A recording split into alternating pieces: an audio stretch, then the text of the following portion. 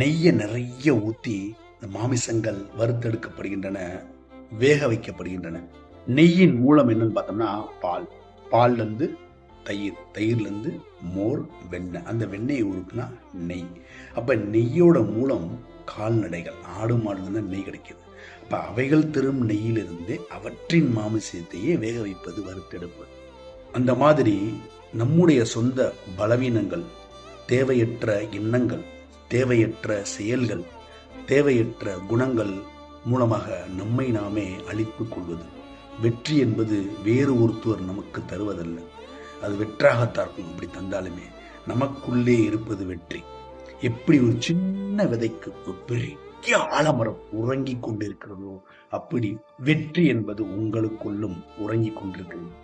நல்ல செயல்கள் மூலமாக, நல்ல சிந்தனைகள் மூலமாக, நல்ல பழக்க வழக்கம் மூலமாக, உழைப்பின் மூலமாக, முயற்சியின் மூலமாக அந்த வெற்றி என்ற விதை உறங்கிக் கொண்டிருக்கக்கூடிய, நமக்குள் இருக்கக்கூடிய அந்த வெற்றி என்ற விதையை விருட்சகமாக வளர்த்தெடுத்தீர்கள் என்றால் உங்கள் வாழ்க்கையில் சந்தோஷம், மகிழ்ச்சி, மன நிம்மதி, மன அமைதி கிடைக்கும்.